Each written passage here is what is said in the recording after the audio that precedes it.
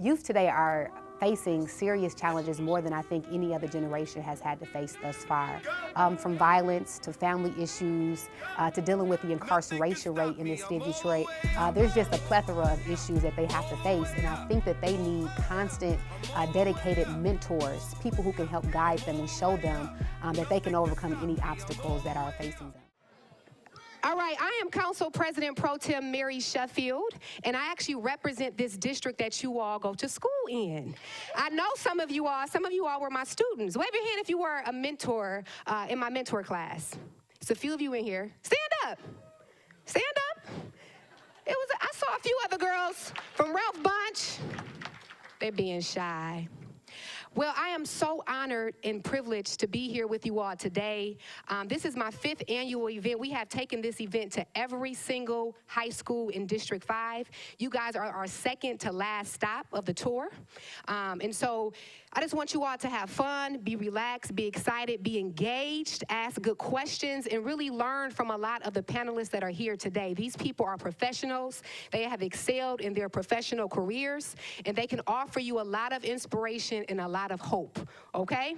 So we want you all to have fun, but also be engaged. I want to thank your principal. Give it up for your principal.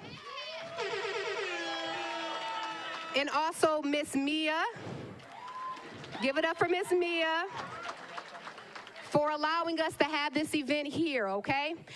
Now, every single person that is here today did not have to be here, right? They're very busy, professional people, and so we want to make sure that we respect them and that we give them a very, very big round of applause when they come out and make sure we have a good time. So, DJ, let's get started with our moderator of the event. Paris, do you have the thing? And if we can turn this microphone up just a little bit, please. All right, so here to lead the discussion as the moderator of the 5th annual State of the Youth is no stranger to Detroit. He is a current and longtime radio host and program manager for he's very passionate and energetic. He has used his experience as a radio and media to start his own media and marketing firm. He is a true journalist, and he's never afraid to ask tough questions and also challenge the status quo. Carson, make some noise for Mr. Spud. Y'all gotta get hype. Get hype, get hype, get hype, get hype. Hey, get hype. Yay. There you go, Spud. Hey, hey, hey, hey. All right, our next panelist coming to the stage is making his 2nd State of the Youth appearance. He is an author and a mentorship specialist. He knows what it means to turn a test into a testimony and a tragedy into triumph. He believes that mentoring is a way of life, and he is pushing his way forward to make sure everyone knows who they really are. Representing the D, give it up for Mr. Sean Blanchard. Hey.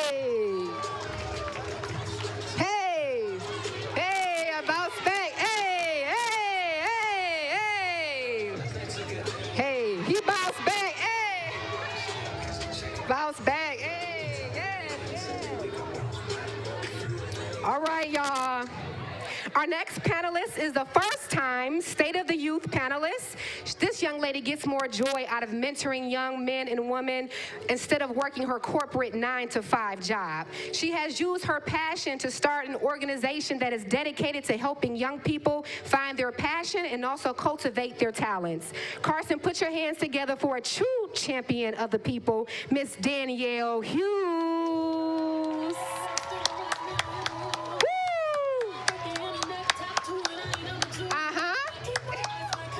Yay! Hey! Hey! All right, y'all. All right, next on the list is new to State of the Youth, but he is definitely not, he's also been a part of the team for a very long time. He is inspiring the D in the nation through his contemporary designs. He started out as a businessman, but now he is a businessman. He is outfitting celebs across the globe. And if you don't have one of his starter jackets on, then you're definitely on the bench. Give it up for Ty Moss.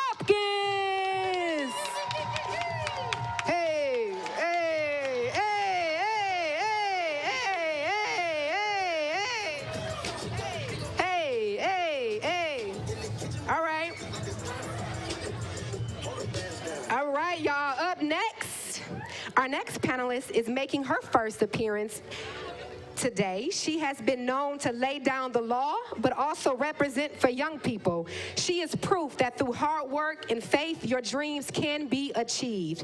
She's here to lock the panel down, issue orders to succeed.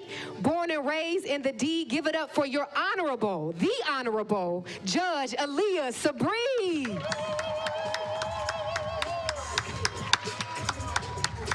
Hey, that's right, Aaliyah. Hey, yes, yes. All right, you all, up next, appearing as a State of the Youth, at the State of the Youth for the third consecutive time, he is a revolutionary devoted to the upliftment of his community. He founded New Era Detroit, which is an organization formed to bring back unity in urban communities by empowering African Americans to build, buy, and invest in their own communities. Everybody put your hand up and say, all power to the people. Give it up for Zeke of New Era Detroit. Inside my DNA. Inside my DNA. Inside my DNA. Hey, inside my DNA.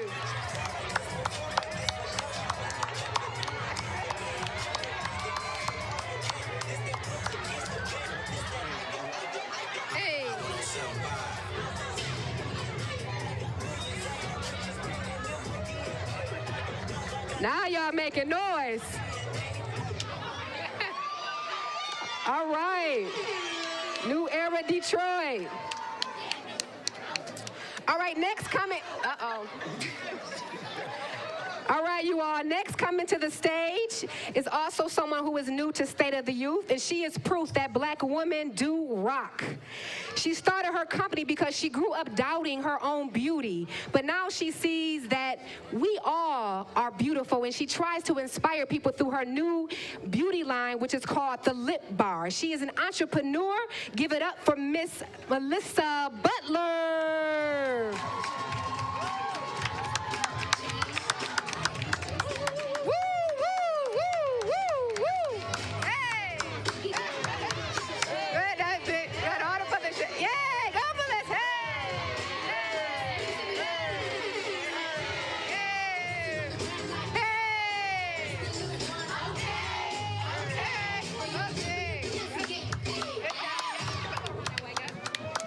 You are. All right, here to blow up the next spot for the fourth time, State of the Youth.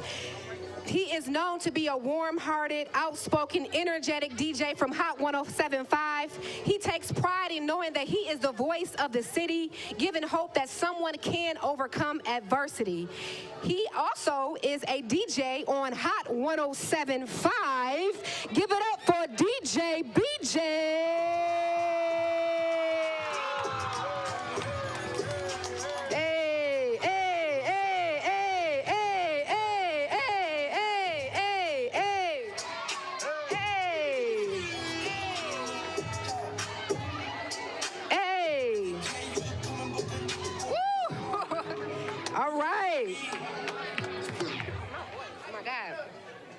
All right, next coming to the stage to hold it down for State of the Youth. You know her as the midday motivator on FM 98 WJLB, and she is on a personal mission to create experiences that uplift, entertain, and inspire others. Often the first voice you hear when you're leaving school, she is here today to give it up for you all. Give it up for Kirby Gwen of 97.9 WJLB. Hey.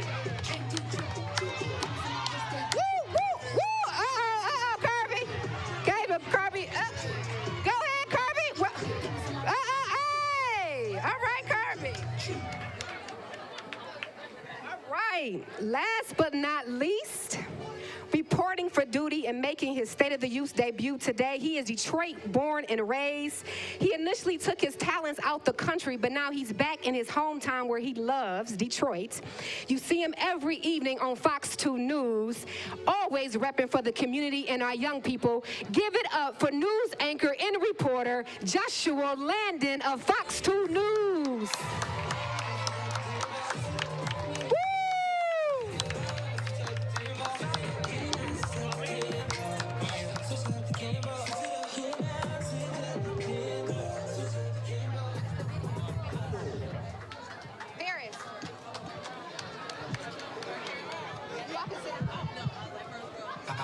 107.5.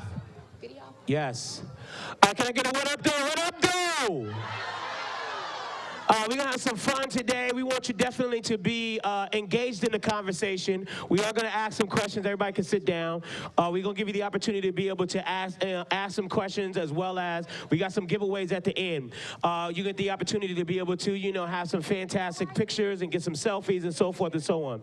The one thing I will ask you today, as you get your selfies and you take your pictures with the celebrities like BJ and Kirby and Josh and Ty and everybody like that, listen, this is not just about you getting a selfie. This is about making sure that everybody who follows you understand the conversation that we're having today. And that is about making sure that we are having a conversation between us and you guys, so that way your voices are heard just as much as our voices are heard. So what we want to do is making sure that you guys are telling people. So when you get your selfie with BJ, tell him, yo, not only did I saw BJ, but he was talking about entrepreneurship. He was talking about how I can get money. He was talking about the importance of education. That part's important. Don't leave that narrative out, because it's important for all of your friends to be able to know what it is that we're talking about today. We're going to start the conversation off with a video, and then we're going to get into our panel discussion. So if we can roll that video real quick, and then we'll start our panel discussion. My name is Naomi, and I'm 11 years old.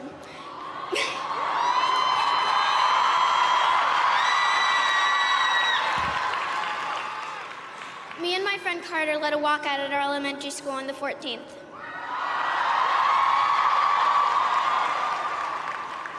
We walked out for 18 minutes, adding a minute to honor Cortland Arrington, an African-American girl who was the victim of gun violence in her school in Alabama after the Parkland shooting.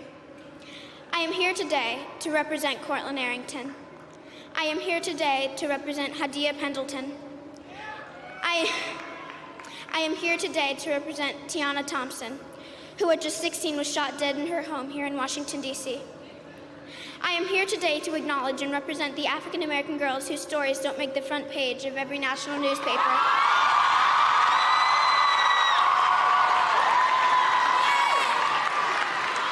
Whose stories don't lead on the evening news. I represent the African-American women who are victims of gun violence, who are simply statistics instead of vibrant, beautiful girls that full of potential.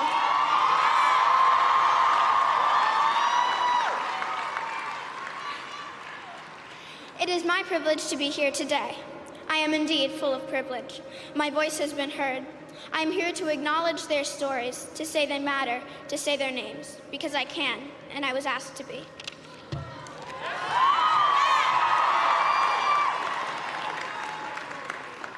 For far too long, these names, these black girls and women, have been just numbers. I'm here to say never again for those girls too.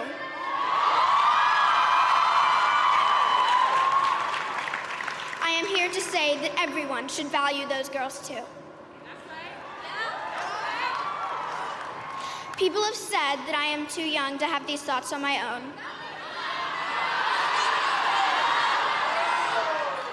People have said that I am a tool of some nameless adult. It's not true.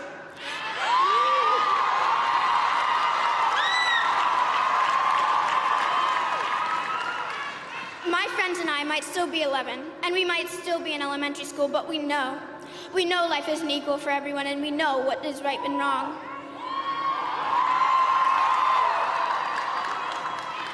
We also know that we stand in the shadow of the Capitol, and we know that we have 7 short years until we too have the right to vote.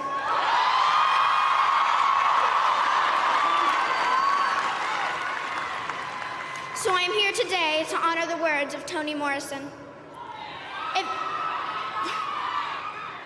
If there is a book that you want to read but it hasn't been written yet, you must be the one to write it. I urge everyone here and everyone who hears my voice to join me in telling the stories that aren't told. To honor the girls, the women of color who were murdered at disproportionate rates in this nation. I urge each of you to help me write the narrative for this world and understand so that these girls and women are never forgotten. Thank you. You know, it's kind of a known fact in regards to low-income, you know, communities that are, you know, low power and don't have, you know, a say-so. So let's start with you in regards to the government. Do you believe that the government, you know, supports Black Lives Matter, or do you believe that, you know, Black Lives Matter to our government? Oh, is it on? Can you hear me? Sorry, everybody doesn't have a loud voice like me. My bad. Okay, just wanted to make sure. So that's a very hard question to answer.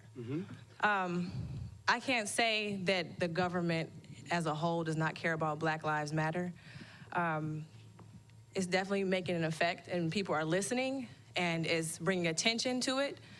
There will always be people who think negatively of it because as Black people, we have always been oppressed or the last to be thought of. But to say that the government as a whole, I would say no, but I don't think that things are changing fast enough. But to that question, one way, I tell everyone this, especially you all in the room, the way to change it is to be in positions of power to make those changes. So to complain about it and to continue to not go to vote for your legislators or your congressmen or congresswomen, or to not plan to be one of those one day and make the law and to be able to change it yourself is a problem. So we have to stop complaining about it. And I'm not saying that Black Lives Matter is not an effective movement in any way, but in positions of power, you have way more strength and you have the decision to make it yourself. So I would say make sure you all vote and make sure you know who you're putting in office, because then you know what the agenda is. Zeke, let me go to you, man. You are, and anybody can, you know, respond as well. You know, you're out here, you know, you're in the streets. You are fighting for, you know, people's rights. You stand up, you know, all the time. The conversation always is, you know, it doesn't help when you got Black folks out here killing each other, right? And so, you know, the narrative is, unfortunately, when we're paraded across the news every single day and we're looked at as criminals, we're looked at as thieves, we're looked at in a negative light most of the time, you know? So how is it that we can ask for Black lives to matter when we are killing ourselves? First off, I would like to respond to the question, does the government care about Black people? And I say absolutely not.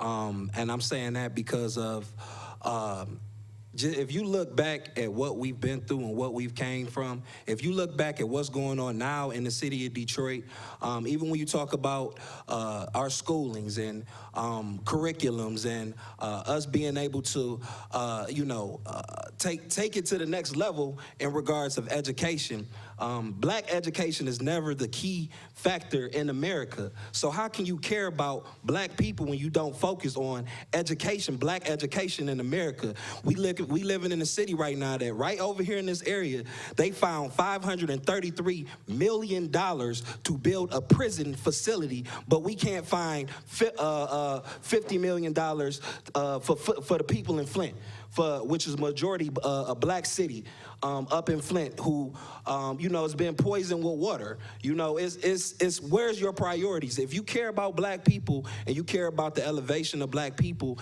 then where's the priority? I don't see the resources coming to our schools like how they supposed to come to our schools. And I'm gonna tell y'all this, it's up to y'all. Don't be sitting around here waiting on no government. Just like the judge said, we can't, and another thing we can't do is complain about things, but what we need to do is take actions. We absolutely must vote. One reason that we always lagging behind because we always have that narrative that our vote don't count or voting ain't cool, but that's the way the world run. And because we aren't involved in the voting process like we should, we're getting left out from that table discussion. But at the end of the day, I feel absolutely not, man. The government don't care, haven't cared about Black people since slavery. Just 50 years ago, 60 years ago, you couldn't even sit in the same room with some of these people. And you look at a lot of the tactics and the ways, especially regards to the police department and how they still treat Blacks like slaves and the slave patrol. I don't feel that this government cares about black people at all. I want you to expand on that. Two things. One, you know, in regards to your vote not counting, you know, you guys have your smartphones. You ain't got to do it right now. But when you get the chance, just Google gerrymandering, and you'll understand. And, you know, do some research on gerrymandering. Listen, if your vote didn't count, they wouldn't be trying to stop you guys from not voting. So, you know, do that. But I want you to expand on that because, you know, you said a lot of things. And one of the things that as you guys become adults, you'll understand the importance of learning your history and knowing what your history really is about. Because you'll know that some of the things that Zeke was just talking about, you know, have put us in the position that we are right now. But let's go one step further because I do want to make sure that we do stick to, and everybody, you know, can actually expand on this as well after Zeke responds. But let's just kind of focus in on the importance of, and this is the reason why I say, you know, it's important to know your history, you know, about how we got to black on black violence, because that's something you guys should just research on your own. Like, we just didn't start killing each other, right? Like, that's a whole, you know what I'm saying, thing that you guys should really do some research on. But in regards to, you know, us, you know, killing each other, because some people would say, oh, just because you are put in these situations doesn't mean that you still got to sell crack in your neighborhood. Just because you've been put in these situations doesn't mean that you got to kill somebody or you got to join a gang or anything like that. Most of those people don't understand the dynamics. But I do want you to expand on that and give everybody else, you know, on the panel the opportunity to be able to expand as well on why we do that and if there's a way for us to be able to eliminate that. Absolutely. First off, black on black crime is a systemic issue. When you look at violence within our community, you look at a resource thing, right? The reason that, and just to go back a little further, even when we talk about gangs, I know a lot of people in the room are familiar with the Crips and familiar with the Bloods. These gangs started as community people that wanted to get out here and do better for their community. I don't know how many people out here are familiar with Black Wall Street, communities that were striving, you know, doing very, very good in terms of black ownership and black wealth, that was bombed by the U.S. government, completely bombed by the U.S. government. And even here, and when we talk about Paradise Valley in Detroit, we had our own Black Wall Street that was burned down, and now it's 375 run straight through where our black communities used to be. In terms of us having a systemic issue, crack cocaine was put into the community. Like, it was no crack cocaine factories sitting in Detroit or Chicago. There's no gun. You don't make machine guns and heavy artillery. That's not made here. A lot of these things were put in our community, and particularly back in the 70s, in the 80s, really the 60s and the 70s, when, put a right fist up in the air, how many people are familiar with the Black Panther movement? Okay, the Black Panther movement was a movement that was put, gathered for our people, and started by Huey P. Newton and Bobby Seale out in California. Their objective was to make sure that we had we had something to stand on, and make sure that we was proud of something and could rest our hats on it, our ability to, you know, have ownership. So what I'm saying is, that movement was completely destroyed by the government. When you hear black power, we don't say we hate somebody else, or it don't come from a hating place. When you hear white power, is I hate black people, I hate Jews, and you know, it's hate behind that. Black power is just specifically saying, you know, we've been through a lot of stuff here in America over the past 500 years, and it's just saying that for us to be here, for y'all to be here today, sitting in this room, it had to be a lot of black power for us to make it here today out of all we've been through. So just saying that to say that it's systemic, but yeah. it's systemic. And I'm gonna get to you as well, Aaron, real quick. And I just want to be very clear. All lives matter at the end of the day, right? You know, so I don't want anybody to think that, you know, this is just a Black Lives Matter thing. You know, all lives matter at the end of the day. Josh, let me go to you, and then I want to go to Aaron. When you hear all lives matter, what does that mean to you? You're in the streets, you know, in all neighborhoods in the city of Detroit. What does that mean to you? For me, when I hear Black Lives Matter, of course, when I hear black on black crime, I look at it as an excuse for society to hold us back. Because at the end of the day, Yes, black people kill black people. White people kill white people. Hispanic people kill Hispanic people. Arab people kill Arab people, and so on and so on. But that doesn't justify in any way to hold African Americans back. It's just an excuse. We have to do our part to make it a level playing field as much as possible. Each of us here on this panel, all of you sitting here right now, I mean, one day you will have to do your part to make it a level playing field in your neighborhood, in your community, in your city, in your country. Sean? You know what? Thank you. So, you know what? I want to make sure that I could do a temperature check in the room, first and foremost. So as we're sitting here right now, I see a lot of leaders over here. How many leaders do we have? Let me see your hands. Where are the leaders at? Okay, excellent. Everybody's hand should have been up, by the way. Excellent. So now the thing is, right? Now the thing is, we see a lot of leaders that just rose their hand in this room. And I'll tell you this, when we're talking about the history of our American government and as it relates to black people or anybody that has wanted change, the government is not going to actually make change because you know what? They don't say, oh, we should have more rights for this group of people or this group of people. They never just say that we want to make things better for individuals. They will let things be terrible for you unless you speak up. And let's be very clear, a lot of times when there's change in American history, it starts with youth voice. I want you guys to know how powerful you are. So when we talk about the civil rights movement, we had high schoolers and college students doing sit-ins, right? When we got Obama elected, it was a whole youth wave working with that too. And I want to tell you that it's about voting, it's about marching, it's about social media. Listen, it's all about collaboration in whatever we do, collaboration over competition. So look at what happens with H&M. They do something and what happened? Social media go crazy, they need to make a change. Even Instagram itself. People say, it needs to be chronological, it needs to be chronological. What do? They fix it. So when you think about when does your voice start? Does it start at 18 years old, 21 years old? No, it starts right now. Right now. It's a lot of youthful leaders in this room, and I want you guys to know that you can activate your voice right now. Ty, let me get into education to everybody. And again, you guys feel free to jump in. I just don't want to be calling on everybody because I want everybody to be able to get, say what it is that they want to say. In regards to education, what subjects did you miss in school that you think that school should have actually put in the curriculum to make you a success?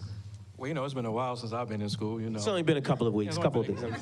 But I think in my profession, I'm in the retail industry, I'm in marketing, I do clothing design, and I do a lot of things. The one thing that I hate that we don't teach in school is how, and maybe they do at some schools, but on how to teach our kids to be entrepreneurs and how to grow in their own community and know how to do things. And the sad thing is, I'm in a position where I get to hire people and all that, and a lot of people do not know how to fill out a job application. And you got kids, school about to let out now. So let's just say we about to be bombarded with maybe 5,000 to 10,000 kids trying to fill out applications that don't know how to fill out. So I just wish school could really participate. I know we had something called DECA when I was going to school, when I was going to the great Detroit Southwestern High School. But I just wish we had proper tooling on how to become an entrepreneur, because a lot of us here, especially in our own communities, we are so concerned and so content on being the consumer and not the entrepreneur. Melissa? I'll get to your question at the end, man. I see you.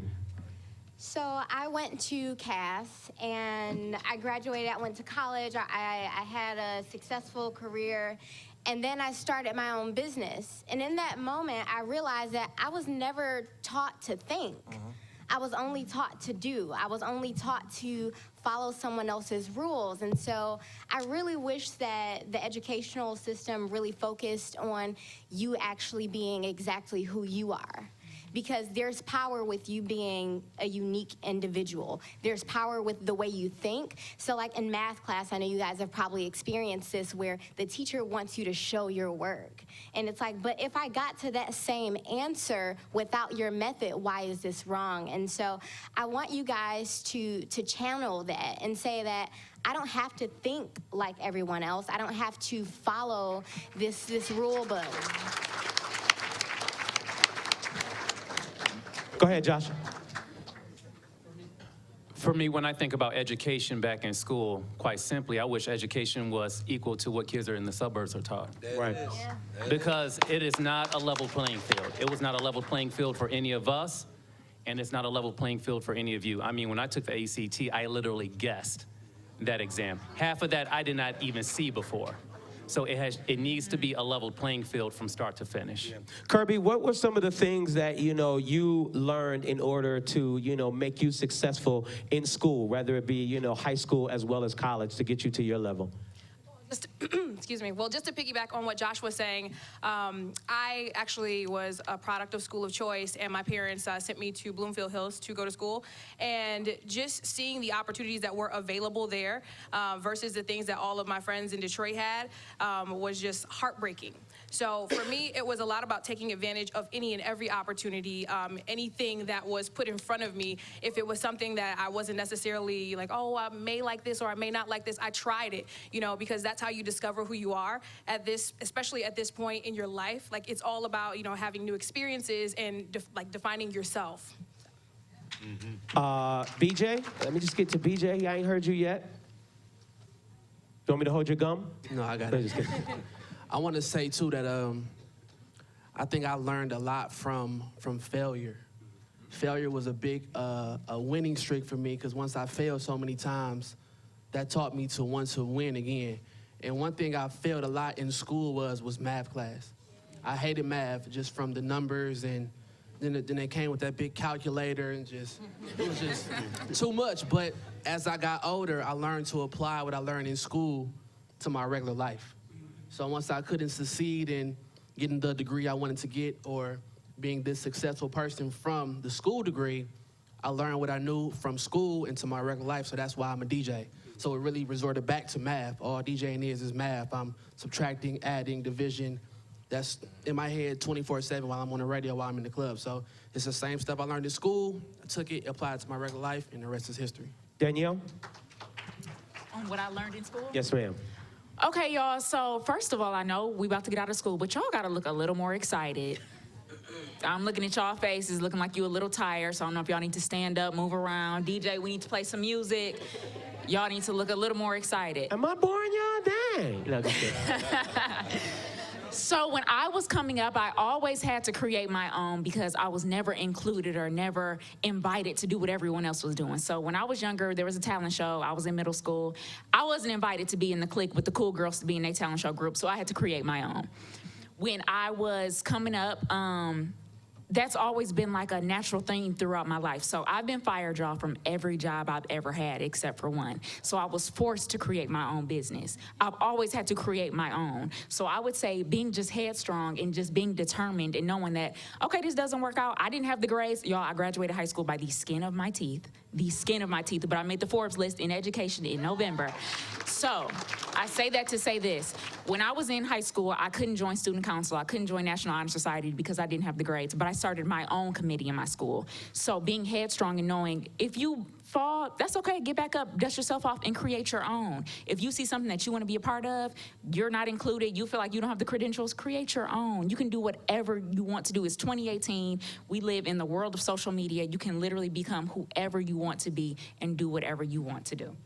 What grade is this? I mean, shout them out. Is 9th grade in here? 9th grade? All right, 10th graders, with the 10th graders, sophomores, juniors in the house. All the seniors in the building. So, jeez, we need more seniors in this place. Where are the seniors at? Yeah, the seniors at. We want to do questions now? Oh, okay, cool. I want to talk about one thing. Hold on, Sean. I do want to get to one thing, and then I want to get into the questions. And we're talking heavy about education, and there's a couple of things that, everybody said that I just kind of want to expand on real quick.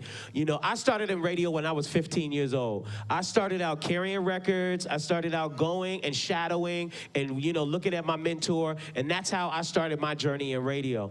You don't have to wait till you graduate from high school to get started. Right. You can start right now. Right. I tell people when I go to schools all the time, if you got socks, if you do hair, or if you got jewelry or whatever it is, you can, it's what, how many people in the school? 2,000 people in the school? No? Not that many? That's old school. 800? 500? 300? Okay, that's fine. If it's 300 people in this school, that's fine. Let's just say there's 300 people in this school and you start selling beads or you start selling bracelets and you charge everybody in here $1. You done made you some money. Not just that, only that, but if you are looking to be, you know, a councilwoman, if you're looking to be an entrepreneur, if you're looking to be on the TV, or if you're looking to be in radio, start right now. Pick up the phone and call the radio station or whatever job that you want to be and say, look, I would like to come and just shadow, because I'm sure everybody here could agree, one of the most important ways that you're going to be able to get a job is being in the room. Being in the atmosphere. People see you, they see your work ethic, and they know that you're going to be reliable and dependable. And then they say, oh, here goes such and such. Let me see if she knows how to do this. Oh, cool. Listen, the way I got on the radio was I was there every single Saturday, and somebody called in, and they was like, well,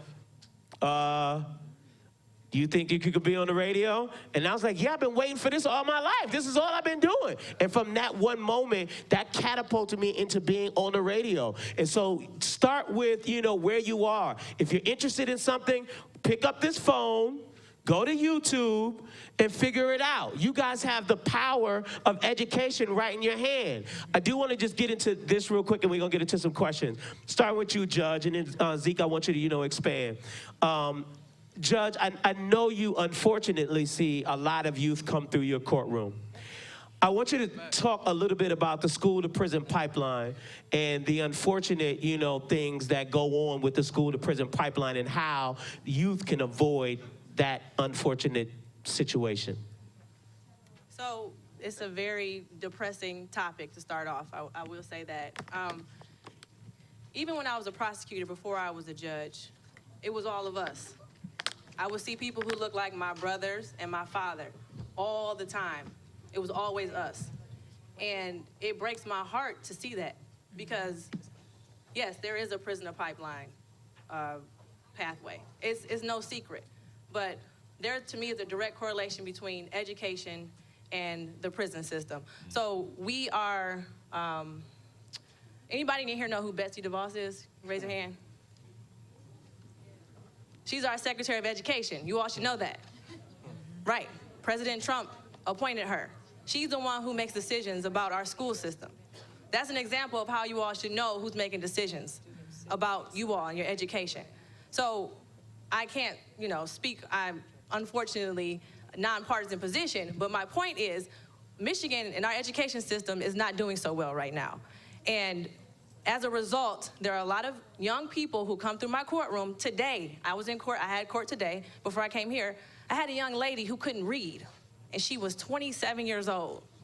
She could not read her advice of rights form. I had to go through every line and spend an extra 20 minutes to make sure she knew what her rights were because she could not read.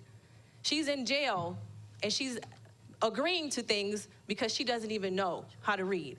So it's a problem. It's a huge problem. And I think there's a direct correlation between you all, and the youth getting the proper education, even if it's supplementing. So yes, I went to public school too. There were some things that I didn't learn in school, but what did I do after school? I went to the library. I read. I did all those things to supplement what I didn't get in school. So don't stop after whatever time you all get out. It doesn't stop there. Go read about Betsy DeVos too when you get done here. Please go read about her. Zeke, real quick, and then anybody have any questions, raise your hand so that way we can come around to you so we can get into some questions. The school-to-prison pipeline, just real quick, if you are not efficient in reading by the 3rd grade, they are counting you to be a part of the prison population. And that's just it. If you can't, by the 3rd grade, if you are not able to read, they are counting you to be inside of the prison population. And I just want to go back and touch on real briefly about what I meant about the government not caring about black people, because when you look at prison in the United States of America, and you look at us being having the most people in the world. Nobody locks up more people than the United States of America. And with that number, majority of the people that's locked up in American jails are black people, okay? black people, a lot of these black people, I know the judge could probably attest to this, but are in there for low-level drug crimes or non-criminal crimes, or non-violent crimes, excuse me. But what I'm saying to y'all is if y'all don't get it together and take accountability on yourself, please don't sit and wait for your teachers. Please don't sit and wait for your parents. Your life has already started and begun. You know, it don't start after you graduate and throw up the hat. That's when stuff get a lot more realer. But your life is getting active right now, today. You got people looking at y'all right now, today, seeing if y'all gonna be a part of the work population and just settle to be a part of the matrix within the people, or are y'all gonna go to prison? They're not expecting y'all to be the owners and the leaders of the next generation. That starts with y'all. So what I'm saying is the school to prison pipeline is the realest thing in America.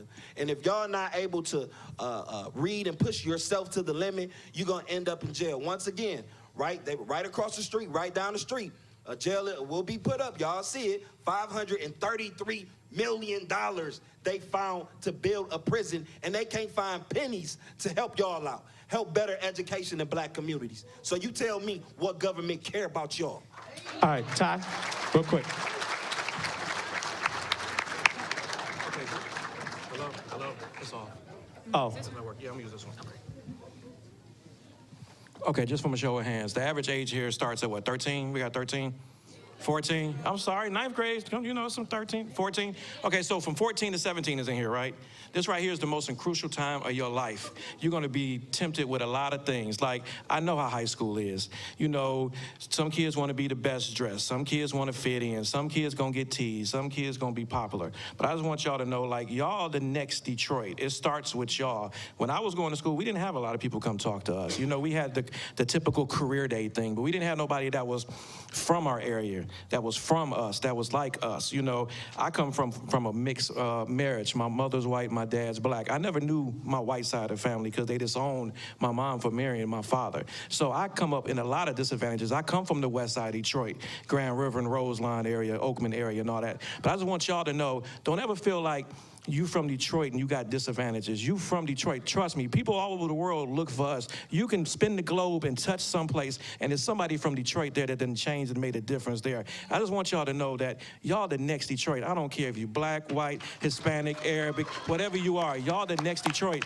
And we can give you all the cliches in the world. We can sit up here and talk to you like we're blue in the face, but it's all on you. How many people want to be successful? Do any of y'all know what success is? Success is not a new car. Success is not Jordan. Success is not all this other stuff. I want y'all to really feel like what you want to be successful in. How many people want to know what they want to do when they leave high school? How many people want to know?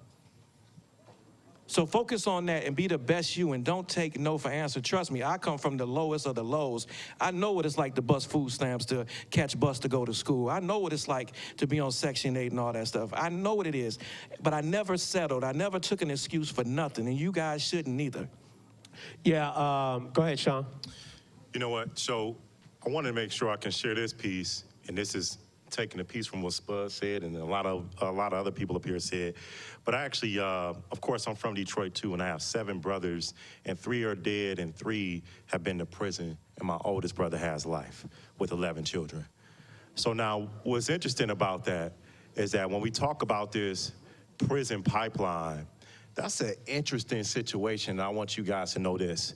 One of my brothers that has just served 12 years in prison, he comes home in 3 months, clap that up. This brother, he told me this about a month ago. He said, bro, you know what, man? To answer that question about what's needed in schools, he said, bro, you know what? Man, if we knew about financial literacy, all that stuff you be doing with the internet and all this other stuff, he said, bro, we never would have sold dope, man. He said, none of us, all my brothers dead in prison from dope. And so it's a matter of all they really wanted were financial means. So what needs to be taught in school is financial education, financial literacy, right? And I don't mean financial literacy from a standpoint of when I get older, I can do this and buy a house with credit and all that stuff with education and financial literacy later. No. I mean active financial literacy, active entrepreneurship where we're challenging you guys to actually make money right now. and showing you how you can get out there and do things for yourself now, because the reason people end up is in jail is not from their forward thinking of what they're gonna do 5 years from now. It's from their thinking in this particular moment of what they need to do to take care of themselves right now. So that's just one thing. So we got some homework. So how many people, everybody got a cell phone? All right, who don't have a phone? I'm sorry, that was so not to embarrass anybody, you know. But anyway, if everybody has a smartphone, here are your homework assignments so far. When you leave here today, you're gonna Google 3 things. 1, gerrymandering. 2, school to prison pipeline. And 3, Betsy DeVos. Thank you very much. All right, let's get to some questions, and then we're gonna talk about something else as well. Who got questions? My man in the back. Say your name for me, please. My name is John L. Ely. What's up, John L? Not much. I actually had a question. Anyone feel free to answer for me. Do you believe that the media plays one of the biggest roles in keeping people's minds oppressed to one subject of this is what our future will be, and making sure that, do you believe that? Yeah, you don't even have to go. We already know where you're going. Josh, let's start with you, and then Kirby, and then anybody else who wants to follow up with that. For me, I mean, of course, I may sound a little biased. Can you get his microphone on? Thank you. But for me, I would say the answer is no, because when it comes to the media, Your microphone, bro. switch. Or maybe I just talk loud. All right. For me, I would say the answer is no, because honestly, we cannot make up these stories that we report on every single day. It's not to set a mind frame of this is what life is going to be. It's simply to keep you informed on what's going on around you. My mother, a black woman on the east side of Detroit, she taught me as a kid to watch the news every single day. I grew up watching Huel Perkins, Diana Lewis, Carmen Holland, and that's how I ended up in this career that I'm in now. It is what it is. We just have to do our part to be paragons in our community to make a difference. Bottom line. I hate reporting on black crime every single day. I hate going to my old neighborhood and seeing people getting killed, seeing this happening. I hate seeing people who I grew up with didn't amount to much. I mean, it hurts every single day, but at the same time, we have to put the stories out there because that's the reality. We just have to do our part to make a difference as much as we can. It's an ongoing fight every single day. Yeah, Kirby, real quick, and then I get to you. Okay. Melissa. Yeah, I would agree that there is a side of the media that is very depressive and oppressive. But at the same time, we live in an age where there is Google and there's Instagram, and you have a responsibility to yourself to kind of filter the things that you're viewing. And if you know your moral compass feels off when you see certain things, you have to kind of like filter those things that you are watching and viewing. At the end of the day, media is a business, and some things people are putting on display is for it's for dollars. But you have, again, a responsibility to yourself to be conscious about the things that you're intaking and the things that you're putting out. Melissa?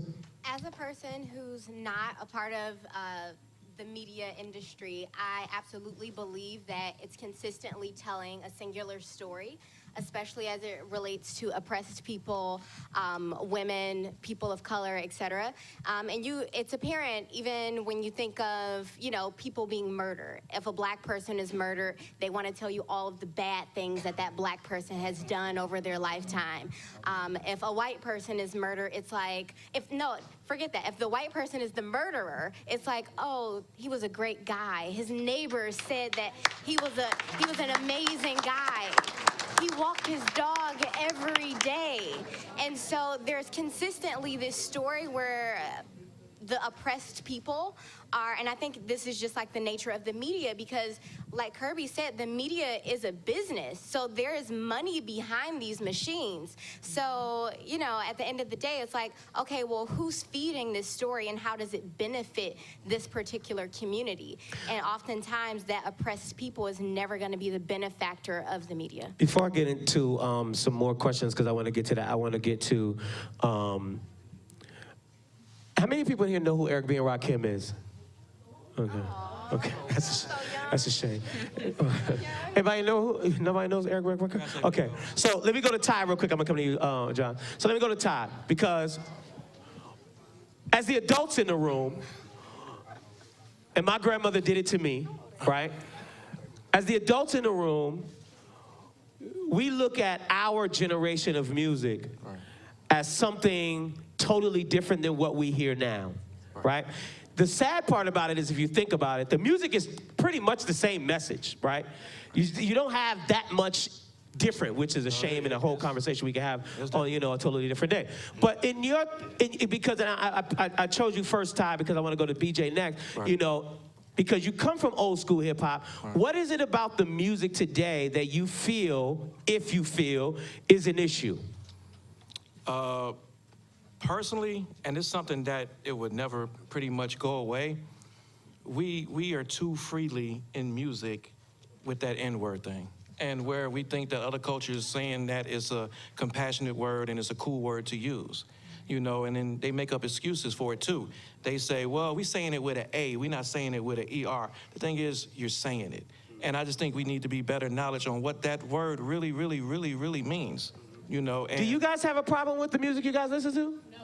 Okay. All right. Okay. But with the corner of that too, it's so much people using drugs in these songs now, and I get it. It's cool. That's the trend, like these Mollies and people drinking this lean and all that. I hate drinking cough syrup when I was sick as a kid, but now it's cool to put it in Sprite and drink it. Now I just, but Can I it is just what add it is. something really quickly? I don't think there's anything wrong with the music, and I think that the message of the music should be intended as just entertainment. So as long as you're not taking the social media that you're looking at every day, the music that you're listening to every day, as long as you're not listening to that and then deciding that that's how you should live your life, then you should be able to just use it as entertainment value. BJ? I'm gonna go off what Melissa just said, that the music industry now is entertainment. It's a business, and it's from like before, from how the music is sounding now. I think it's coming from YouTube, Instagram. You can Shazam a song. It's a business now, and it's showing that the new artists that are coming out, they see the method of how to make money. Before, when it was Jay-Z, it was back in the day, it wasn't Instagram where you can see how to make money off music. But now you can actually see it visually from what one artist did to the next, to the next, to the next. You didn't see Jay-Z recording this song, the album artwork getting made, the producer mixing and mastering the beat. Now you see all that. What about the message in the music? I'm gonna say the message is how the media how they take it. And I'm gonna say that for the youth, because some of these songs are not, even some of the songs I play on the radio, I gotta sit back sometimes and I may have to play it, but I may not like the record. But end of the day, it's my job to feed the people in the streets of what they want. So it's like even Wiz smokes, but Wiz gets paid to smoke. So the people who are listening to it, if you smoke, you're not getting paid to smoke. You're really spending your money. You're the consumer and not you're the buyer and not the person putting it out. So it's how the youth, how they take it and how they make it to their real life. Because like I said, certain songs put you in certain moves that make you wanna do certain things. But it all depends on how you guys take it and how y'all apply that to your real life. Is there a lack of balance in the music? Yes. Absolutely. I agree. Everybody? Anybody? Okay. Yeah, here's the thing that I would say, because I've been in radio a long time, and the unfortunate part about what you guys don't see is the repetition of music actually gets put into your brain all day long. So just think about when you hear Gucci Gang, Gucci Gang, Gucci Gang, Gucci Gang, Gucci Gang, Gucci Gang. You hear that all day long. Like you hear that 10, 15 times a day. You hear the lyrics in that music, and soon you start to take on some of the behaviors in that music. And that's the unfortunate part about what the media does and what they feed you. And I've been in it a long time, and I'm sure Josh and Kirby as well as BJ can say the same thing. When you guys watch Love and Hip Hop and you guys look at and they see the ratings that you want to see everybody fight, what you think they're gonna do? Put on a positive show? No, they're gonna put on more people fighting because they believe that that's what you want to hear or see. When you hear Gucci gang, Gucci gang, Gucci, I'm sorry, I hate to use that, analogy, but when you hear that all day long and you continue to request those songs, what do you think they're gonna continue to play? Songs that are equivalent to those songs because that's what they believe that you wanna hear. The lack of balance in the music doesn't give you the opportunity to be able to have a variety. How many of you guys in here believe that you can eat McDonald's every day? If you believe you can eat McDonald's every single day, that's sad. Because you can't eat McDonald's every day. Nobody in here can eat triple cheeseburgers and Big Macs every single day and live a healthy lifestyle. No, you can't. So you can sit up here and tell me you can, but you can't. That's not healthy. It's not healthy, and it's the same thing for the music. Let me go back to the questions real quick. Questions? I'm sorry. Go ahead, baby. Stand up, please. Let us see your pretty face. Yes, you got a pretty face. You can smile. Thank you. Okay, can y'all not look at me? Don't take no pictures of me. Okay. So knowing what you know about how DPS kids are reading under the level that they're supposed to, what are you trying to do? I guess the better question is what are you trying to do?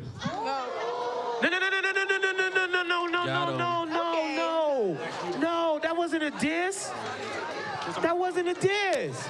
That was real talk. Let's rewind that. I'm so sorry. That was not a diss. Was that a diss? Hold up. No, that wasn't a diss. I'm so sorry. That was not a diss. Let me explain that for you. But you're supposed to be a role model, right? Yes. Yeah, Okay, thank you. I am so sorry that came out that way. I'm so sorry that came out that way because that was not intended that way. But let me just kind of, baby girl, let me just kind of reiterate what it is that I was trying to explain. Not in the sense of, that was not an arrogant, thing. That was going back to Zeke's point and to what the judge was saying and to what Josh was saying. Listen, the unfortunate part about DPS schools, if you compare you guys' school to West Bloomfield School, it is not even in comparison. That's right. You guys do not, unfortunately, have the same amount of resources that they have in suburban schools. So the unfortunate part about what my comment was is it came out wrong, but to Zeke's point is that it's on you to do it.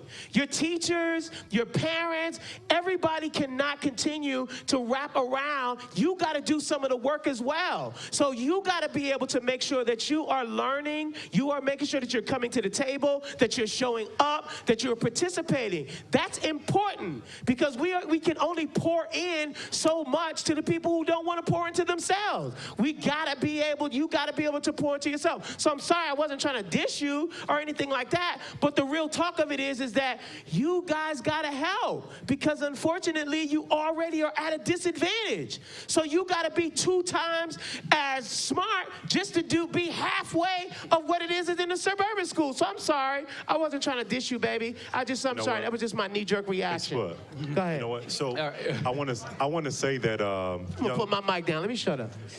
I want to say that. Like, young lady, you asked a really good question, and actually, Spud, your question back was really good, too, and I think that's a conversation that needs to take place. Yes. Because in order for a community to uproot itself, it's the young people and the mature wisdom that needs to come together to ask that same question and answer that same question. So to answer your question as just one individual on the panel, I'm actually a best-selling author and a speaker, so I do tours and things of that nature to put literature that young people would like to read in the schools. And so that's my particular part in that very small area. But I'm sure that everybody up here, the fact that we're even here right now, even displays that we're doing our part, or at least some smidget of our part. My man came through with book bags. BJ's throwing stuff out here too. Like we're all doing a part. And that's a valid question to actually hear about. Josh? And sweetheart, it was a beautiful question. It was a beautiful question. For me personally, what I try to do every single day as a black man, as a black journalist in my hometown, is to report on what we're sitting here talking about right now, that it is not a leveled playing field. We have to hold the crooks accountable. We have to chase after them. We have to put those stories out there. When it comes to the media, it needs to be more of a leveled playing field in more newsrooms. I mean, the fight is ongoing every day to have more black journalists in the newsrooms to tell more stories like myself, like a Randy Wembley, like a Hewell Perkins, etc. I mean, it needs to be a level playing field in so many ways. But as Sean, as you mentioned, what we're doing individually to do our part, that's what it comes down to. And each of us have to keep doing our parts. What can I do every single day to make my community better? If we don't do our part every single day, then we'll keep having this conversation forever, period. Go ahead. BJ was first, and then Kirby. Well, go ahead. You got the mic, Kirby. Go ahead. Okay. I just want to say both of you guys are actually right. Spud, you're right, and you're right as well. I wasn't trying to dish you. But it's not only, it's our responsibility as well, and it's also your personal responsibility, because if you have friends and you know your friends are not able to read, you're not a friend if you allow them to continue like, oh yeah, girl, let's keep snapping, let's keep gramming. Like, if you know, if my friends know I can't read, like, come on now, like that's not okay. So you have to be conscious about your circle, and like you have to care about each other. Like it takes a community. So BJ? That's all I wanted to say. I'm gonna say personally on my end, what am I doing? What am I doing? I know as a black male of my age and of my position, I'm a statistic. So I'm either supposed to be dead or in jail. So I feel like me doing my part is, for one, staying out of jail. And for two, educating the youth. And like I said, for every black male in here, let them know it's possible. From my Instagram page to the positive stuff I post, to even just walking the streets and letting the next black male know, like, you don't have to do this, you can do this. School may not work out for this, but you can do this. You can be a business owner, you can be an entrepreneur. It can happen if you're born and raised in Detroit. Zeke, did you want? Oh, I absolutely want to chime in on this. I kind of want to take this back to the video that we just watched, right? The movement that they had for the school shooting, right? And this is why there is such a huge disparity across the nation when we talk about schools in the suburbs and white issues and black issues. We're not just sitting up here making this up. This is real life. If everybody can look back at that door, what do you see as soon as you come into that door? You see a metal detector. You see a metal detector. This is not a gun issue, it's a safety issue. If you want to stop people from coming in the suburbs and shooting up schools, get that security together. Have these kids come in, get patted down. Y'all got to come in, get patted down and checked, and go through sensors, body sensors. I mean, I got a program at Persian. You walk inside Persian, you see the whole heat sensor. You see what you got in your pocket. You can see what you ate yesterday. You know? So what I'm saying is this, though. Y'all, for what you need to do, and this is a youth thing, because y'all the youth, and this is it is what are you going to do? And my thing is this: we can't be reactionary and jump on somebody else's boat. So if you understand that the lack of education is true within your community, it's up to all of y'all to get together and do the walkouts, do the marches, make y'all voices heard on y'all issues, because this is y'all issue. This has to do with y'all. So at the end of the day, if y'all want change within yourself, it does start from the government. You can only do so much if you're not given the resources. I wouldn't dare sit and put this on y'all and tell y'all that, well, it's y'all fault. But at the end of the day, y'all gonna have to figure it out. Y'all gonna have to skip some of these days, going to the movies on the weekend or whatever y'all do after school, to say we gonna organize and we gonna let the world know that poor education inside black communities are unacceptable. That's what y'all gotta do. Snapchat that. Go ahead, baby. I'm gonna let her go first and I'll come to you. Okay, what would you say is the biggest setback for this generation, and what do you think should be done about it? Danielle, let me start with you because you're quiet on me. Okay, hold on. I want to piggyback off what the young lady said about what are we doing to help that. So I want to go back to what I was saying about creating my own. So when I was coming up, I didn't do well in high school, like I told y'all, so I didn't get any scholarship money. So my business partner and myself are giving away $1,000 to a graduating high school senior June 16th. If y'all are graduating, come see me. You're going to college. We want to give you some money. So that's what I wanted to piggyback off what she was saying. The biggest setback I would say for your generation is social media. The biggest thing that you have going for you guys is social media. I think it just goes hand in hand. I'm with young people all day, every day. Y'all, this social media is not real life. It's not real life. Y'all be so caught up on what you see on Instagram, what you see somebody posting. Y'all, you are seeing someone's highlight reel. You are seeing what they choose to share with you. You are not seeing when they getting it out the mud and what they're doing to you know, when they're at home crying and they don't have the money. A lot of this stuff is just for show. So I think that's the biggest setback that y'all have, but the biggest, I would say, opportunity you have, because you can literally, you have every opportunity at your fingertips. At your fingertips. You can Google and become anything you want to, any business you want to start, any passion that you have. You can make money off of it. You can come up off of it because you have the internet. So I would say that plays hand in hand. Baby girl. Okay. Stand up for me so we can see your lovely face. Thank you. Don't get my head. So we've been talking about social media a lot, and we know that most of the Bring the microphone up to you just a little. There we've you been go. talking about social media a lot, and we know that most of the young females and males have low self-esteem because of what people are posting on social media. What are y'all doing to uplift spirits on that? I own a cosmetic company that exists exclusively to challenge what you think as traditional beauty. So again, back to the young man's media questions, like the media industry, the beauty companies, they tell a very linear story of what beauty is. It's rare that you're gonna see someone who looks exactly like you in a beauty campaign or in a music video. So ultimately what that does is it makes you feel like you don't have the same self-value, self-esteem, self-worth. And so what I do is create imagery to showcase women of all lives, just to say, like, you're beautiful just as you are, and you are enough. And I think that every day you need to remind yourself of that you don't have to be someone else. You don't have to transform in order to be accepted by society's standard of beauty. Let me just chime in. Let me tell you what I did. I deleted all of the negative things that I saw, period. It's noise, right?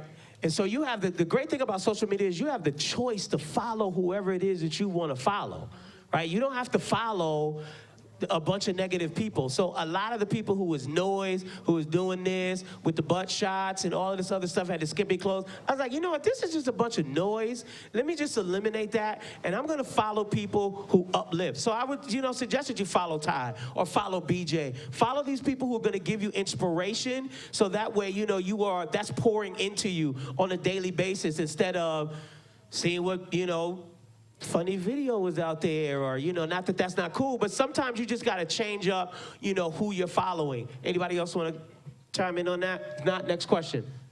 Do you mind if a few more people chime in on social media? Go ahead. Just because it was a few other questions. Anybody else? Ty, I'll go to you because you on social media every 2 minutes. Right, I know. Right now. Right. Team Hopkins, _Hopkins. Make sure you follow me. I'll follow back. The one thing that I do see that social media it does build self-esteem for certain people, and that's not how you should get your self-esteem, because people just do the crazy stuff just to get a like. But a like really don't mean anything once you put your phone down. So I always tell people, I was dope before social media. I was known worldwide before social media. So my thing is this.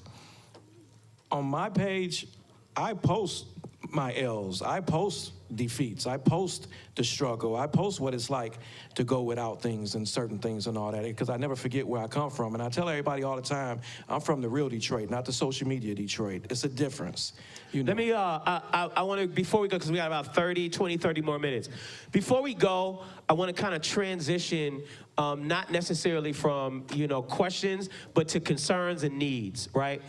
Our goal today is to be able to make sure that we hear you guys, because most of the time you guys and your voices are suppressed. You don't get the opportunity to be able to speak out. You guys, are not heard enough. You don't have enough people hearing the needs and concerns that you have, whether it be bullying, whether it be money, whether it be resources or anything of that nature. So if we can, I want to know, and I'm sure the panel knows as well, what is it that you guys are looking for that will help you get to the next level? So I want to kind of transition into, some of your questions of asking what it is that, you guys are looking for. My man.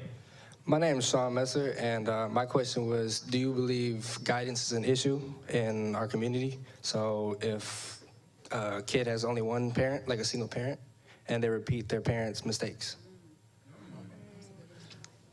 BJ? I'm going to say this. Hopefully I'll get in trouble with this answer. But I'm going to say this on a personal level, because I have both my parents in my life. My mother and my father, they actually work for me too with my clothing company. So most of my shirts that are pressed up, that's my mother and father who. That's a round of applause right there. That. That's my mother right there too. And my auntie right there too.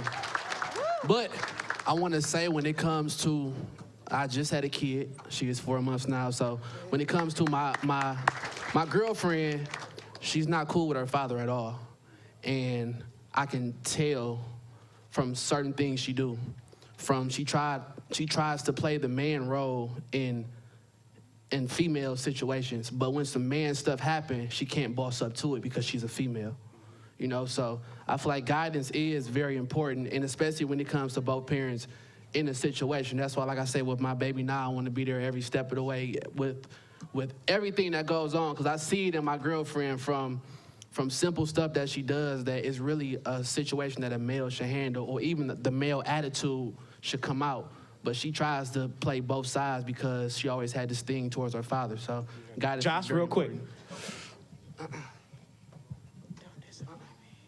For me, I'm going to say life is about choices and turning a negative into a positive. My mother is black. My father is Lebanese. My father, not a factor in my life. He's alive and well in Dearborn, but he walked out. He made bad choices, gambling, drugs, etc. My mother worked at Thornapple Valley for 19 years, barely made $30,000 a year. That's where I get my strength from. Any and everything I got from her. So I looked at my father, the choices he made, and I said, okay, I'm not going to repeat his mistakes. So yes, I had a lack of guidance from a man, but I also decided I'm not going to make the same mistakes that man did. So I want to ask, now it is your guys' turn. As we take the last couple of minutes, we want to know from you guys, what are you guys struggling with? What issues are concerning you? What's going on, whether it be in school, whether it be in your neighborhood, whether it be with education, whether it be with violence or whatever. Let us know what the issues are, and let us see how we can be able to help you with some of those issues. So who wants to start? Hey. Hi. Hi. I feel like a big issue in our neighborhood is that there aren't enough opportunities. Most people get opportunities because they're smart, but there are some people who want these opportunities that don't have the best grades. Okay, how can we help with that? Kirby? Okay, opportunities. I know there are a lot of people who don't have the best grades, and that was me. I struggled so badly throughout high school. Like it was low. It was a low grade point average that I wasn't proud of. But once I realized that, like, again, you have to work a little harder sometimes, and Google is your friend. I wish that I was as savvy and technologically savvy then as I am now, but you can find an opportunity, and you have to be relentless about finding those things, because yes, everybody's gonna offer a scholarship to a person with, you know, a 4.0 and this, but if you don't have that, and you know that there's something that you truly want, like, you just have to work a little harder, and again, you have to Google it, ask, find out, but where there's a will, there is a way. Let me just kind of expand on what Zeke said too. Listen, those opportunities, you gotta create those. Like the girl said in the video, if there's not a book written on it, then it's your chance to be able to write that book. And that's okay. It's okay. We have to remove the mindset of, oh, somebody else needs to do it. I'm waiting for somebody, oh, somebody should, or whatever. And we gotta say, oh no, how can I do this? So that way you put yourself in the forefront of opportunity. Go ahead, my man. My question is, why did they remove cursive writing from education? You gotta ask the teacher that one. Yeah. I don't know. Do you write in cursive very well? I'm just asking because I used to write in cursive in elementary, and they stopped it when I got to middle school, and then when I got to high school, I don't see it no more. Oh yeah, that goes with you might have to how give to write a resume. How to write a resume. Now that one we can answer. Ty, let me start with you. Okay. Well, that goes back to what I was talking about the first time about how I feel the school doesn't prepare, like some schools doesn't prepare the students to come out into the real world, because this is a true story, and it's not to make anybody laugh, so I appreciate if you don't laugh. Young lady came to me years ago, and she was looking for a job, and she wanted an application, and I said, well, unfortunately, we all out of applications, but we are accepting resumes. And so she said, well, can you give me one of those? So just the sad part that she didn't know what a resume was. She thought that a resume was something that I can get her she can fill out too. So the thing that I'm doing here in 2019, the fall, for back to school 2019, that I'm working with one of the companies that I collaborate with, which is Starter, and we coming up with a program here in the city of Detroit called Fresh Start, where we want to take those kids that's just, you know, they're trying their hardest, but they're not seen, where you got the 1.5 to the 2.5 students that really want to be something out here, and they feel like they get overlooked. And for guys your age, it's easy for you guys to give up right now, because it's so convenient to do it. But we want to grab those kids. We want to go to these different high schools. Sadly, I don't have a high school that I can contribute to because they tore it down. It's about to be torn down. Southwestern no longer exists. I don't even have a middle school that I can go back to because they tore down Tappan Elementary and Tappan Middle School. So I got to float around and find different high schools. So I just want you guys just to stay focused and things like that. And like everybody said, you got to go get it. You got to want it. I can tell you how to go get it, but at the end of the day, when you wake up, it's on you to do it. Yeah. I just want to be real brief with this. Because they take from you, that don't mean you take from you. Because it's going to be a lot of stuff that's taken from a lot of y'all out here. I mean, I'm not going to even go into, I'm not going to go there, but what I want to just let y'all know that we live in a very systemic world, and it's a lot of people that want things to be how things are. It's a lot of people that want everybody to be inside of a bubble. It's on y'all to be able to pop that bubble and be able to continue to breathe that fresh air and be able to be whatever it is that you want to be.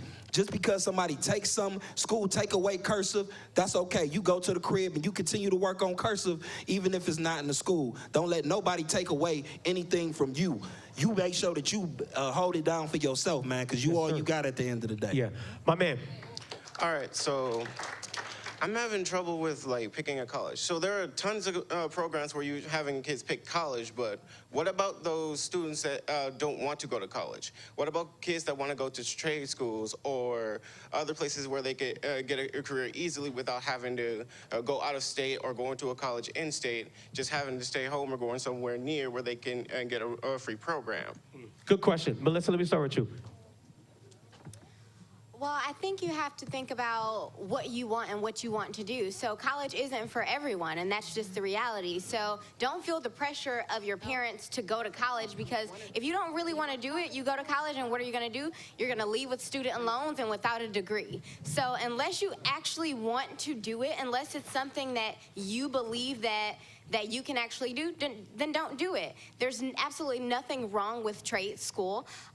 In the next 20 years, we're gonna have a lack of plumbers, construction workers, et cetera, because everyone has been taught that you have to go to college. So I want to just be very clear that there's nothing wrong with trade school. There's nothing wrong if you taking a jump out and saying, I'm going to be my own business owner. And there's also nothing wrong with a 2-year college or a 4-year college. Now, the programs, I would hope that you can talk to your counselor about that. Two things, and let BJ, expand. Two things. Do what you love, right? At the end of the day, that's what you're passionate about, what you will do for free. I know that sounds cliche, but at the end of the day, if nobody was paying you for it, what is that? What gets you, what makes you, what gets you on a level? You guys know where I'm trying to go. What's your passion? Thank you very much. But what gets you riled up every morning that you can stay up till 3 o'clock in the morning and do? That's what you chase, right? That's what you look into. And then educate yourself on that as much as you can. And if you got to go to a trade school to do that, or whatever path it's going to take to be able to get you there, then do that, because that's what your passion is. So I'm sorry, go ahead, BJ. No, I just want to say, because I think that everybody who goes to college, they come home with a degree, and that doesn't happen. And I actually only went to college for my mom because she wanted me to get a degree. So I said I gotta bring her a degree. So I went to Eastern Michigan. I'm gonna stay close home to my mom. I'm just gonna be honest with y'all. I passed like 2 classes at Eastern, and that was math class. So I'm like, let me go away to school. I went to Florida A&M down in Tallahassee. Still couldn't pass no classes, but 2 classes. I passed math class. You know what I'm saying? So, but I only did that because I wanted to bring my mom a degree. But when it comes to proving something to somebody too, because I feel like when it comes to school, everyone is proving something to themselves and to maybe a parent. But sometimes you got to prove something to yourself. And that's where I'm at sitting here today. I had to prove something to myself, and she's still proud of me, so. My man? My name is Alex, and touching back on both the passion and music pieces, I've been in music since age 2. I play 4 different instruments. Going back to the change of how music, Going back to what was said about how music was back then and how it is now, sometimes I feel like I can't listen to music at all because I hear the same things over and over again, or there's nothing new to it. There's no new flow. There's no new chord change, no beat change. I'm always looking for a fresh sound to hear. So my question is, when it comes to that, how does one keep their passion in music when they don't really feel like there's nothing left for music? I'm gonna say this, and I'll let anybody else expand. Gandhi said this: you got to be the change you want to see in the world. So all you got to do is change it. Go ahead. BJ, you want to start? I was just gonna ask you, what have you done to change music? What have you done? If you haven't put it out there, how do you know people gonna like it and your sound won't change it? As a matter of fact, we just had our Grammy night this past Friday. I played piano. Me personally, what I do is, since I feel like everything is pretty much the same, I put out what nobody has heard yet. You know. Do you got an actual song? You can say that. Okay. All right, so you're going to make you a song. Everybody in here, when he's done with his song, you all going to buy it. Done. Simple. All right. Oh, and we got an entertainment lawyer up here, too. So, done. Go ahead, baby. Okay, so my concern is, so I don't live in Detroit, I actually live in Farmington Hills, and it's a very nice suburb. And I think a big thing with the difference between here and Farmington Hills is the funding. The funding here is way worse than it is over there. Like, we barely have funding for enough stuff here, but over where I live, they're funding like unnecessary things. So I think a problem with Michigan in this area, like, is where you're giving the money to, and people need to know the reason why they're giving the money. So let's go back to what the judge said. One of the people we're going to Google is who? Okay. Judge, yes. So I know you all are tired of me saying the same thing, but long term, it goes back to knowing who you're voting for and who you're putting in office. And like Zeke said, his statement was the government doesn't care about black people. Become the government. Be part of it. So I couldn't completely agree because I work for the government. I am part of it, and I care about us. I care about people. So I think it's very important to, as young people, to elect those who have the same interests as yours, who care about you all and education and the roads and making sure that the budget includes money for the schools and the roads here in the city. Yes, a complete difference between the two. But do you all know who runs the Senate and the House right now in Michigan? Do you all even know?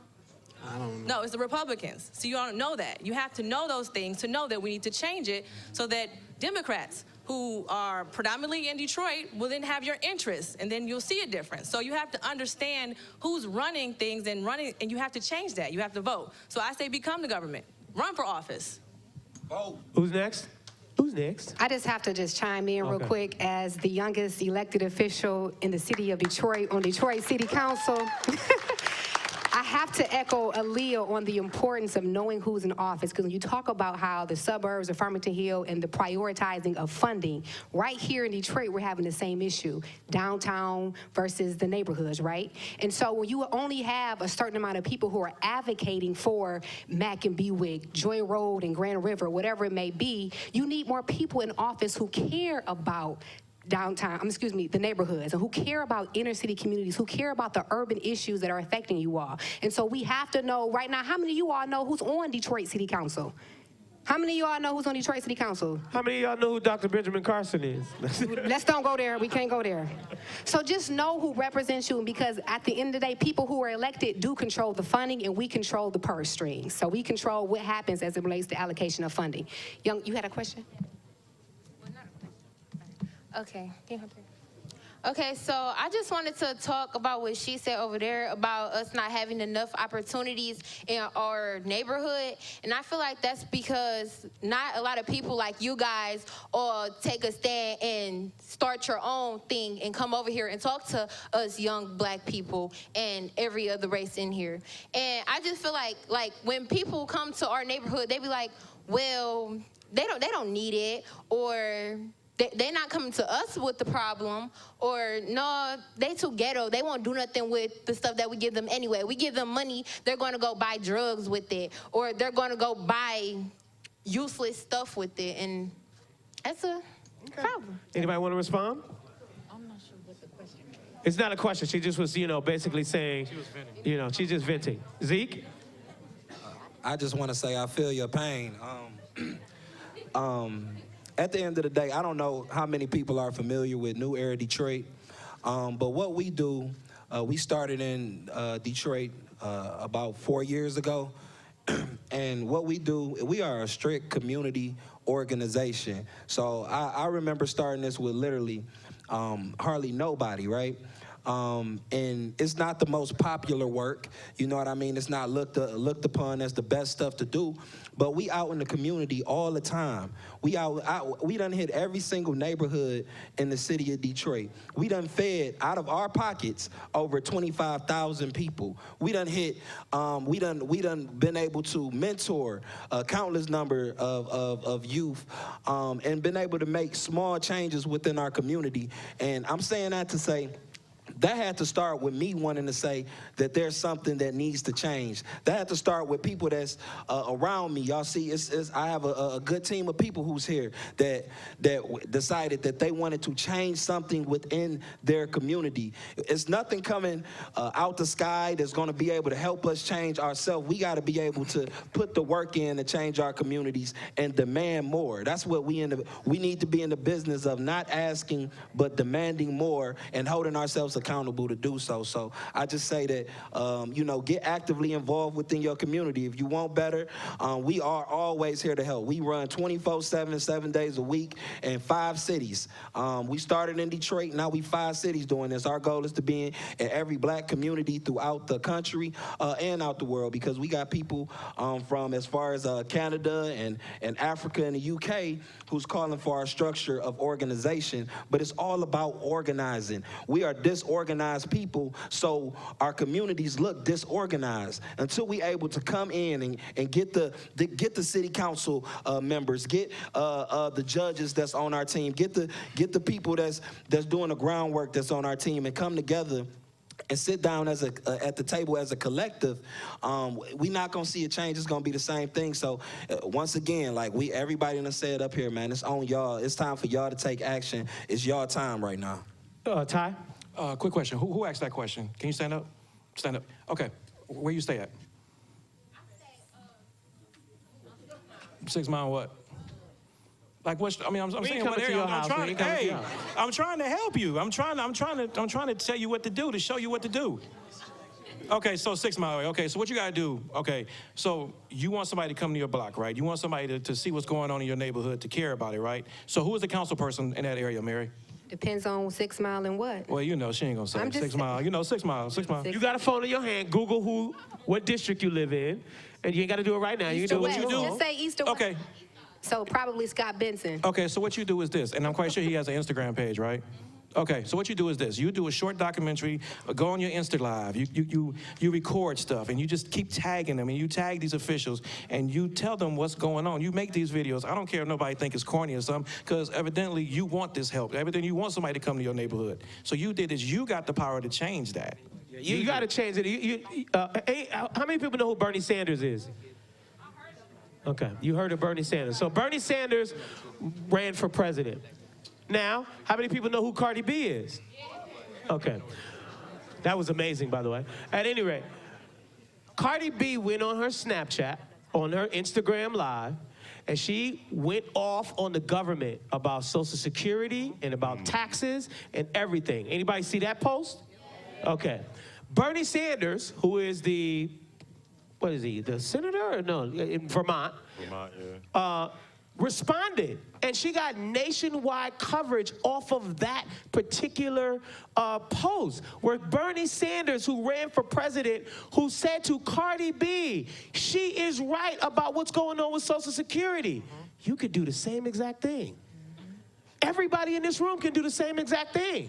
If you have a problem, like Danielle said, use the power of your social media to change the narrative of the conversation. That easy. I'm sorry, I'm gonna go Josh. Aaron was waiting. Go ahead, Aaron. Sean, I'm sorry. My bad. So first and foremost, there's not a lack of talent here. There is a lack of opportunity. But let's be real clear about the type of opportunities that do exist. A lot of times, I work in the city of Detroit with Aaliyah, and I was a director of youth services there, and we actually raised a little over $7 million to put 5,600 young people to work to provide summer jobs for high school students. Now, when we did this, that means that 5,600 people had to fill out an application online to make that happen. And I would get so many calls from so many people that would say, I didn't even know. And there were so many advertisers in the school and things of that nature, and there's all these different hubs that you can be a part of with the Big Brothers Big Sisters or these different organizations that would tell young people about it. So the thing is, information is out there, but our young people got to do their part and actually go to the information as well. So all those things that you may think about and say, why don't we have this and why don't we have that? There are people out there that are making it happen that you have to tap into. And so you guys want to make sure you utilize social media, go to like City Detroit websites, talk to our council members. I think one thing you guys need is a bit more education on how to be proactive about those types of things and go from there. Real quick, I just want to make one quick note. Yeah. Going back to the beginning. I got time for 2 more questions, so. Hey, Spud, yes, let me make one quick point. Going back to the beginning, that video we looked at, that girl who was on that stage making a difference, she's only 11 years old, younger than every student in this room. You can make an impact if you want to. Anybody else? Questions? Okay, I'm gonna give you the mic in 1 second. Yes, go ahead, Judge. So I'm going to combine a couple of comments or questions together. So as a young man mentioned over here about guidance, and some people here may not come from 2-parent households or have the best situations at home, don't be afraid to ask for mentors or ask someone. You have access to us now. We're here. So we're all on social media. Don't be afraid, because I did that when I was in law school. I didn't do the best, but I asked lawyers who had already done what I did, and ask them for help. Don't be shy about asking someone who's already done it, or what you want to do, ask someone who's done it before you. Don't be shy about that. And also, resume writing. Who mentioned that? Oh, I did. Okay, if you need help with a... It's not resume writing, it's just cursive. So, but specifically, somebody said something about resume writing. Okay, if you need help with that, ask me. I went to school for a very long time. If anyone here needs help with the resume, please stop by and make sure you talk to me. Okay, and I mean that. So I'm just making myself accessible, and I know everybody else on this panel will too today. So make sure if you have questions about that, I will help you, okay? And if you can't get to the judge, you can go to your phone and you can go to Google and say, how do I write a resume? Something real quick. Spud, I want to add to that. Go ahead, Daniel. Y'all, I have an entire organization that is based around exactly what we're talking about today. So everybody pull out their phones, go to DetroitSpeaksOut.com and get enrolled in our Emerging Leaders Program. That's all I got to say. See, resources. Go ahead, my man. I had a comment about what you said about the Cardi B announcement she made. Of course it got to him because she is a famous celebrity, and we are like kids. She already had a big How many following. videos do you see go viral with people you've never seen? I'm gonna touch that.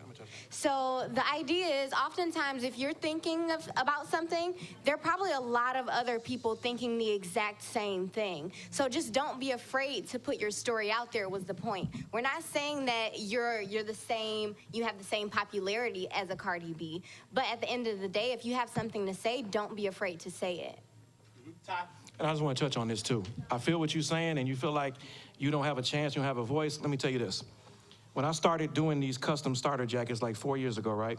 No celebrities was wearing them, nobody was wearing them. But the most trending person in the fashion world that y'all probably follow on Instagram that got in a little trouble recently, but y'all watch what he wear, y'all think everything he put on is sweet, is fabulous. Okay, so 2 years ago, I was atting him, inboxing him, tagging him, just going crazy with the jackets and all that. So one day he inboxed me. He was like, man, that is dope. Send it to me. So he sent it to his office address. 2 weeks ago, well, no, maybe like 2 months ago, he posted a jacket that I gave him last year. It got over 1 million views, and to this day, It's the most requested jacket I ever put out. Same thing I did with DJ Khaled. I kept at him. He was like, man, that's dope. I never seen nothing like that. Send it to my assistant. Send it to my wardrobes. So once again, don't come with no excuses. You can do what you want to do. And it ain't bugging people. And don't be ashamed about what you're doing out here. Don't care about what nobody else in here think about what you're doing. Somebody got to be the first. Put it like that. BJ? I just want to say, like, I've been on tour, and I was on the road with T Grizzly, Cash Doll, Dope Boys, and I watched them sit through their phone and go through their DMs. They checking every message, they watching every video. So when y'all DMing them, y'all thinking like, man, they not gonna read this, they not gonna watch this. But trust me, as a person, as a human being, as an individual, that person wants to know how every other person in the world, every other individual feels about them. So when y'all message them, they may not respond, but I'm guarantee you they see it. So don't sit back and think like, I'm not gonna send this post, I'm not gonna send this DM because they not gonna see it. They see it. And that goes to all the bigger artists from Gucci to Yo Gotti. They see it, they watch it, because that's gonna depend on how they gonna make their next move on what they gonna post by that may be just your one DM. Thank you, guys. Give yourself a round of applause, please.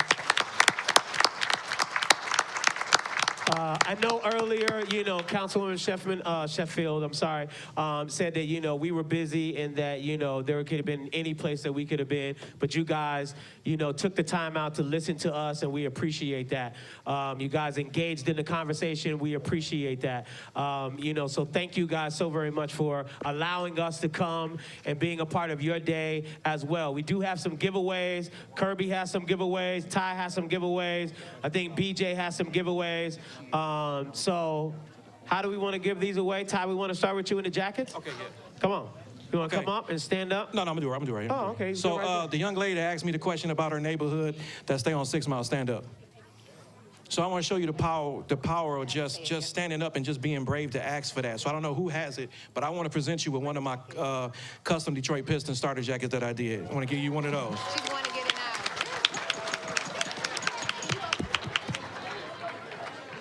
Keep standing. We got him. To the young man. I think one of them. Okay, and you have another Okay, one? and to the young man who was asking the question about Cardi B and adding Cardi B, stand up for me, please. I just want you to understand that Brian, you you have the can open it up. power Let's go. We to got be a the time person frame. to add anybody that you want to, and they believe in you. So I want to present you with the male version of this piston jacket right there. That's yours too. Okay. Melissa, you just had some no, not enough. Two girls that maybe... Two young girls, I think. This baby girl right here? She asked a good, all of them asked great Let's questions. get you some lip balm in this piece.